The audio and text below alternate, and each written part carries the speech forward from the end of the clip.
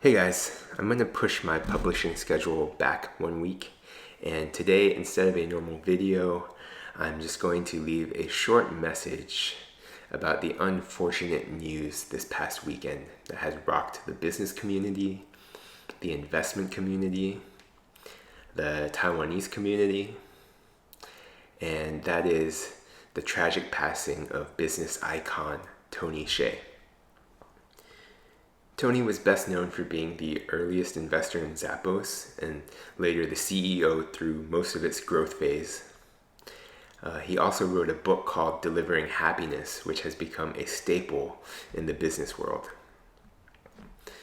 Tony apparently also made a lasting impact on many, if not all, of the people he touched through his businesses, his investments, through his philanthropy, through his mentorship and giving back in the tech industry, and through his quest to revitalize downtown Las Vegas.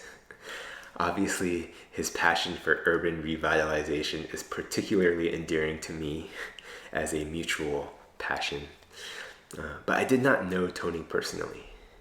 My connection to him was primarily as a big fan of his from his book and from listening to a few of the talks and interviews he did over the years. In particular, I would highly recommend the How I Built This podcast episode featuring Tony that to me really conveyed his remarkable vision, his unique ethos, and just the special qualities that he had as a leader and as a person. And that, I think, is why this is so difficult. Without even knowing him, I can say that he demonstrated a lot of the traits that we admire in a business leader and a fellow human being. His willingness to take risks, his belief in himself, his belief in others, and his passion for bringing out the most and the best in other people.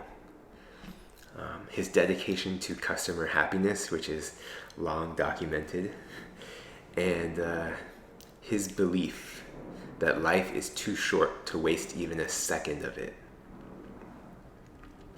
That lesson stands out to me from his entire life. Tony sold his first company, LinkExchange, to Microsoft, and after that sale, he stayed on as sort of an executive leader and advisor through the transition. And typically in cases like this, there's a time period that one has to continue working at the company before your shares fully vest. But Tony, upon realizing, I guess, a combination of factors, but that he no longer liked the culture at his company, that he was dreading going into work each day, and probably to some degree that he wasn't really needed there anymore, he decided to just quit and walk away. And so he left millions of dollars on the table just so he could reclaim the next 6 months or so of his life. And from hearing him tell that story, he didn't even know what he wanted to do next. He just knew he did not want to do that.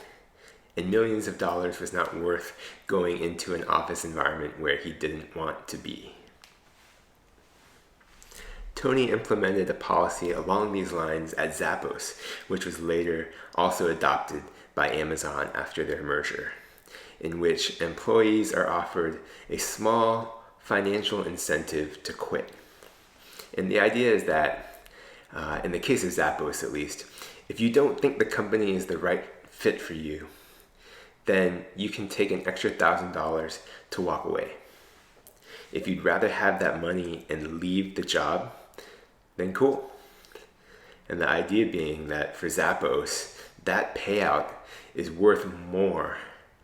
It's worth making that $1,000 investment to ensure that all the employees that are working for them really do want to be there.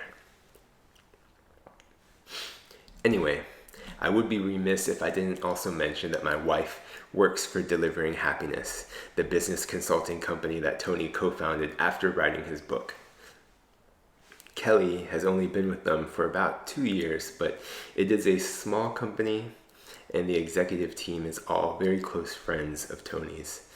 So it's certainly a depressing time for her company, and there's a lot of grieving amongst her and her colleagues right now. My heart goes out to all of them, as well as to Tony's family and loved ones. Kelly also never met Tony personally, but I know that she was just as, if not even more, inspired by him than I was. His mission and his principles are what drove her to apply to work for delivering happiness. And I know she was really looking forward to inevitably someday meeting him. And so in a way, I think Tony's passing is yet another reminder for me that life is too short to wait around for the things you want. Let's don't let another day pass without us taking steps to reach our goals.